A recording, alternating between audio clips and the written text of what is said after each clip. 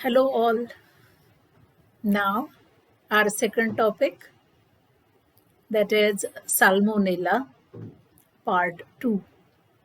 This is for study of bacterial pathogens from Medical Microbiology, MB 331. Today, we'll see next part of Salmonella after morphology, biochemical characteristics, as well as antigenic characteristics and pathogenesis. Next part is laboratory diagnosis, as well as epidemiology, prophylaxis, and chemotherapy. In first part, as we know, various clinical symptoms appear in the patient, that is high-grade fever, diarrhea, nausea, as well as a vomiting. One can collect vomitus sample, stool sample, as well as a blood sample for confirmation that the person is suffering from typhoid or paratyphoid. So here the diagnosis is confirmed by isolating the microorganism from these samples, blood or a stool sample. Now inoculate these samples on various media, which is first step of laboratory diagnosis. We can use McConkey's media as well as Wilson-Blair-like media for isolation of pathogen if present in these samples. In the early course of this enteric fever, presence of microorganisms Salmonella in blood. That's why select blood sample when there is a febrile illness. In case of a diarrhea, which is mainly observed in first 2 weeks of disease, one can collect stool sample for isolation. Salmonella Shigella agar, Wilson-Blair's media, as well as some other media like XLD can be used for this purpose. After their growth on these media, one can perform various biochemicals, that is, utilization of sugars. As you know, this organism unable to ferment lactose. Lactose non-fermenting colonies appear on McConkey's media and black-colored colonies on Wilson-Blair's media of Salmonella typhi and Salmonella para-B. Next test is for production of H2S. As you know, except Salmonella para-A, others are H2S positive. Here, failure to ferment lactose and the production of H2S from sulfur-containing amino acid is characteristic feature to identify the colonies which are present on the selective media. Characteristic of biochemical tests are used to identify the genus, and O serogroup antisera are available in laboratories for confirmation. For this requirement of a blood sample where serum we have to separate and then the tests are carried out. So the test which is based on agglutination is Vidal test. This is indirect test in the laboratory diagnosis of a typhoid and a paratyphoid fever. Bacterial suspension which carry antigen will agglutinate on exposure to antibodies to Salmonella. Patients suffering from enteric fever would possess these antibodies in their serum, which can react and agglutinate serial doubling dilutions of killed colored Salmonella antigens in an agglutination reaction. The main principle of Vidal test is that if homologous antibodies, if present in patient serum, they will react with respective antigen in the reagent and gives visible clumping on the test card, and if tube test is used, agglutination is observed in the tube. Here, 2 ready-made antigens are used for Vidal test. First one is the H antigen and second one is a O antigen. So H and O antigen of Salmonella typhi and H antigen of a Salmonella paratyphi is preferred antigens for the Vidal test.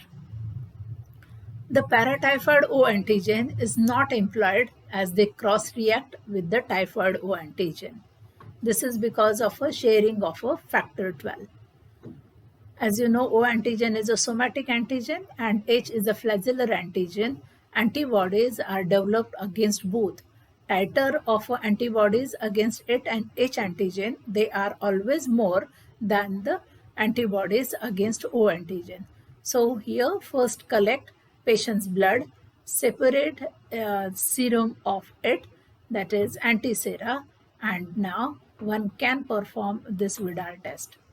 So here two types of tests are there. One is slide test and second one is a tube test. So place one drop of a positive control on one reaction circle of the slide. Positive control, which is again available with the kit. Pipette one drop of isotonic saline on the next reaction circle, which is negative control. That is, as you know, in saline antibodies are not present. Pipette one drop of the patient serum to be tested onto the remaining 4 reaction circles. Now add one drop of Vidal test antigen suspension H to the first 2 reaction circles in positive control as well as in negative control.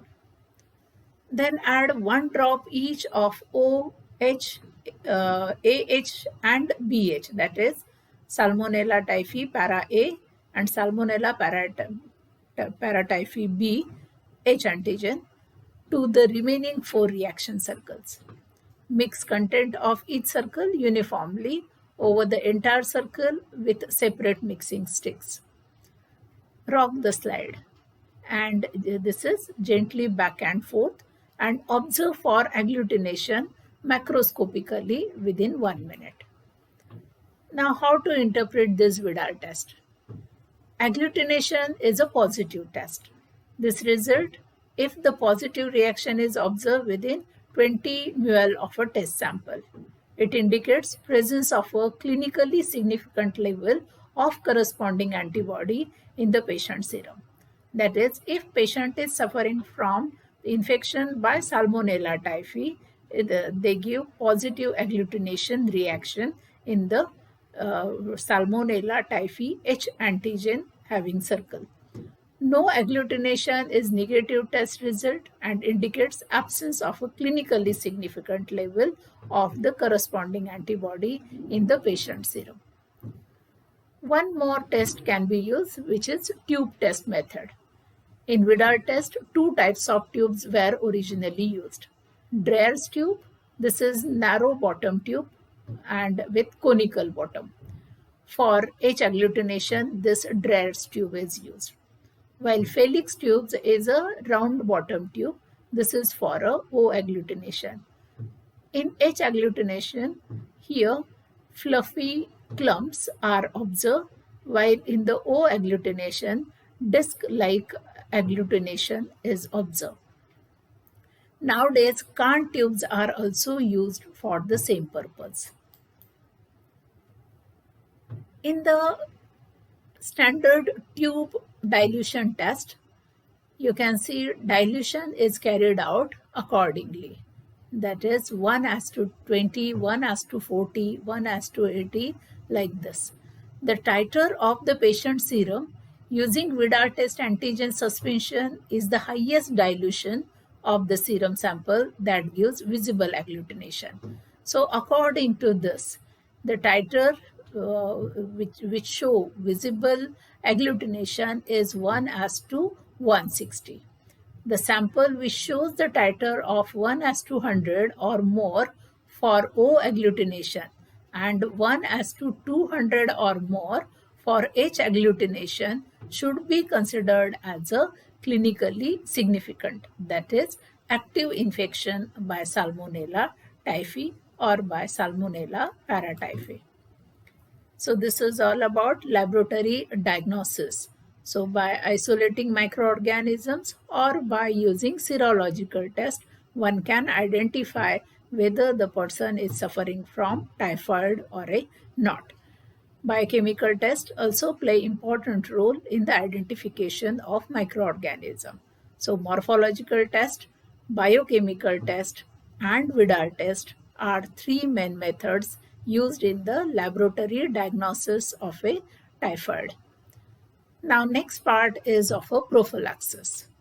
So here vaccines are available and these are mainly for typhoid fever but not for salmonellosis caused by Salmonella typhimurium. So those diseases are controlled by hygienic slaughtering practices and thorough cooking as well as the refrigeration of food. In that category, this disease is included. So as a prophylactic measure, one can take precaution accordingly.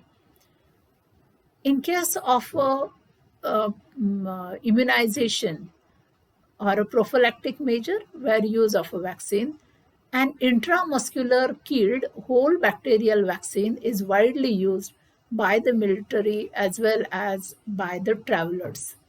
This gives protection against exposure to poor protection against exposure to large doses of microorganism. But then also it is used widely. Recently, a live oral vaccine containing an attenuated typhi strain has been licensed. It is effective as the injectable killed whole vaccine.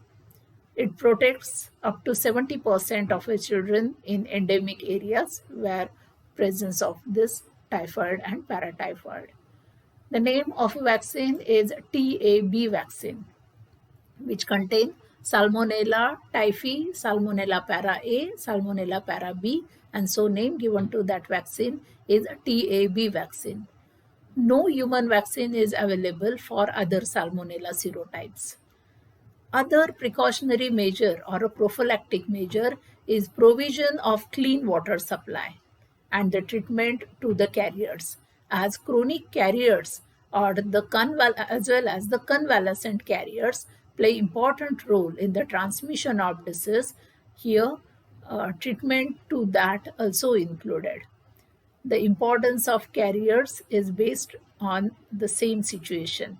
That is, in the biliary duct, in the gallbladder, the salmonella may survive for longer period and continuously they are shared with fecal sample of the person.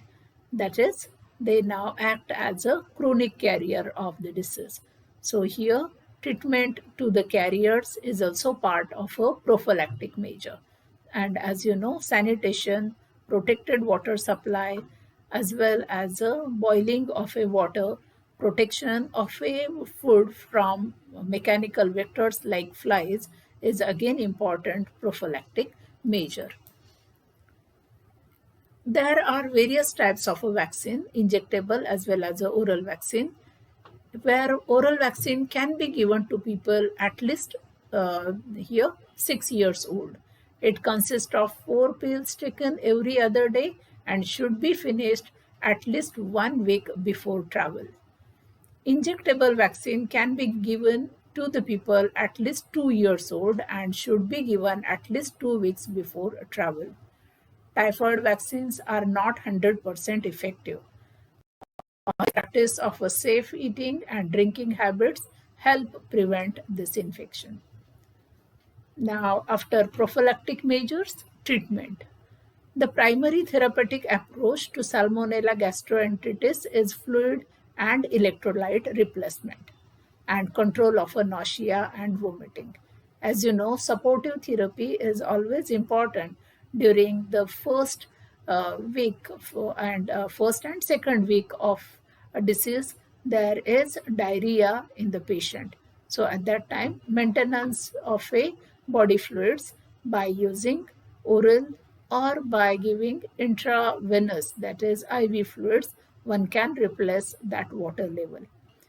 When used to eradicate the carrier state, it meets with erratic success and usually fails in the presence of a coexisting biliary tract disease.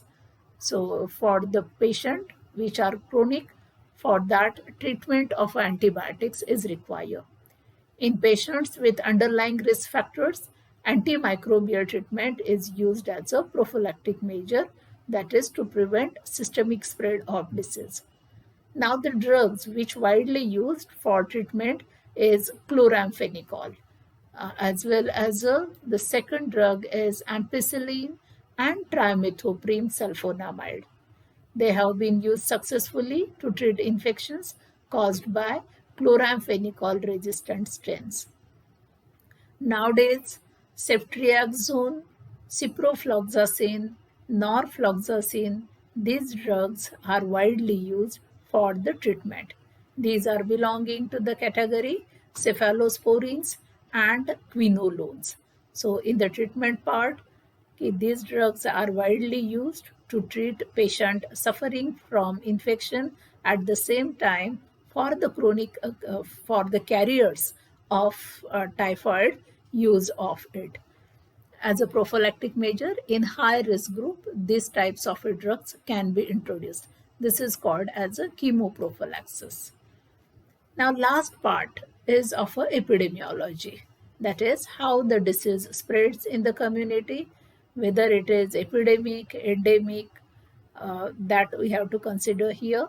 The age group which is involved, at the same time, the areas or the countries which mainly show outbreak of this disease. So non-typhoidal salmonellosis is worldwide disease of humans and animals.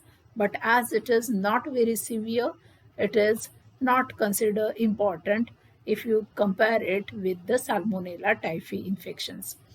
Animals are main reservoir and the disease is usually foodborne or a waterborne. So it can spread from person to person. Typhoid fever and other enteric fevers spread mainly from person to person via fecal oral route. Inanimate objects also play important role. Asymptomatic human carriers may spread the disease, as well as the carriers which are convalescent one. Convalescent carriers are those which spreads or which shed these pathogens, that is salmonella, in their stool during recovery stage. The infecting dose is 1000 or more salmonella bacilli is required to cause illness. Poultry products, including eggs, infected transovarially, are most often implicated as the vehicle of infection of a Salmonella gastroenteritis. In case of a salmonellosis, as you know, Salmonella typhimurium is causative agent. This is milder form of a disease. This organism live in animals as well as in human intestine and shed through feces. Humans become infected most frequently through contaminated water and food. So here sometimes it is asymptomatic without showing any symptom. But here, based on the immune status of the person, some may develop diarrhea, fever, and abdominal cramps within 8 to 72 hours. Here, most of healthy people, they recover within few days without specific treatment. That is, self recovery is possible in case of a salmonellosis, unlike Salmonella typhi, which is more severe as well as a fatal. In some cases, the diarrhea associated with Salmonella infection can be dehydrating, and so prompt medical attention, that is, rehydration, is required. Life-threatening complication may also develop if the infection spreads in the person which are immunocompromised. So in this way, we can summarize these diseases like this. That is, Salmonella is the bacteria that infect gastrointestinal tract, and upon their entry, they may invade blood circulation, which leads to febrile illness. The disease is called as a enteric fever or a typhoid fever or paratyphoid fever. Similar type of infections by both Only in case of a Salmonella paratyphi infections, the symptoms are milder than Salmonella typhi infection. Paratyphoid is of a shorter duration if you compare it with the typhoid. Generally, it is for few days to weeks. Paratyphy is very common in developing country where there is a proper sewage and a water treatment is not carried out. Vaccination can help prevent typhoid fever, as you know, TAB vaccine widely used, and it is the vaccination as well as a use of a chemoprophylactic measures. They are common. Typhoid fever and paratyphoid fever are most common in parts of the world where water and food may be unsafe and sanitation is poor. They can be treated very well using various antibiotics. So, this is all about typhoid and paratyphoid fever. Thank you. Thank you very much.